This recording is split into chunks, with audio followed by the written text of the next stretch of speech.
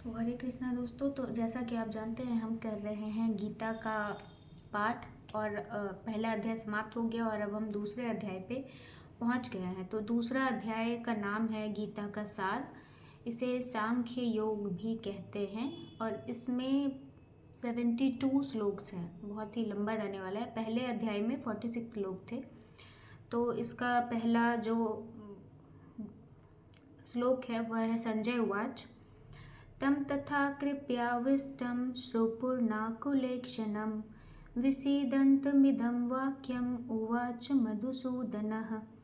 संजय ने कहा, करुणा से व्याप्त शोक युक्त अश्रुपूरित नेत्रों वाले अर्जुन को देखकर मधुसूदन कृष्ण ने ये शब्द कहे। तो इस अध्याय में हमें भौतिक शरीर तथा आत्मा के वैश्लेषिक अध्ययन द्वारा आत्म साक्षात्कार का उपदेश देता है। मतलब भौतिक शरीर के थ्रू जो हम आत्मा को जानते हैं, तो इस पूरे अध्याय में, अध्याय 2 में हम उसी का मंथन करेंगे कि हम कैसे प्राप्त कर सकते हैं।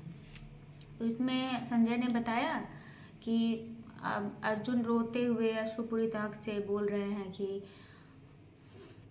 मधुसूदन से कृष्ण ने ये शब्द कहे। अर्जुन से मधुसूदन कृष्ण ने, भगवान कृष्ण ने क्या कहा वह अगले श्लोक में है। तो श्लोक संख्या 2। कुतस्त्वाकस्मल इदं विस्मे समुपस्थितम् अनार्यजुष्टुम् अस्वर्गयं कीर्ति अकीर्तिकरम अर्जुन।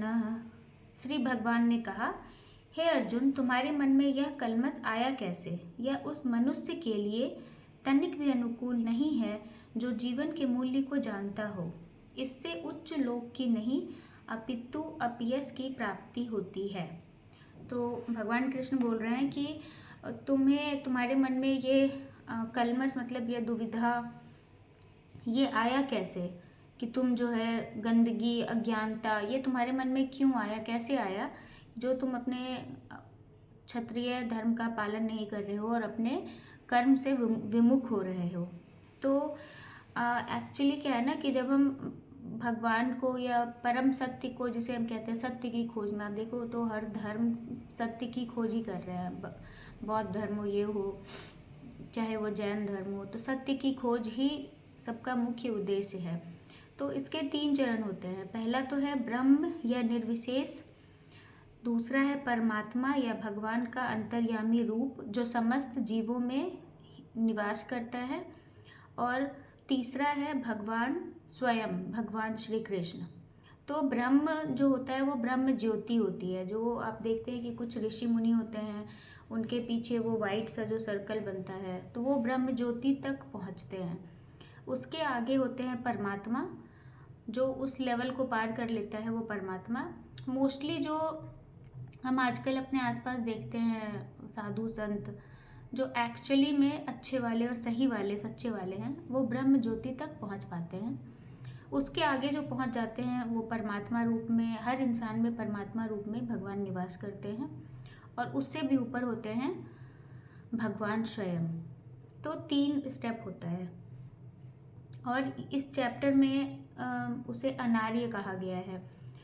तो अनार्य का अर्थ होता है वे लोग जो जीवन के मूल्य को नहीं समझते। कृष्ण, अर्जुन को अनार्य कहा है भगवान कृष्ण ने। तो आर्य उन व्यक्तियों पर लागू होता है जो जीवन के मूल्य को जानते हैं और जिनकी सभ्यता आत्म साक्षात्कार पर निर्भर करती है। जो इंसान अपने अंदर के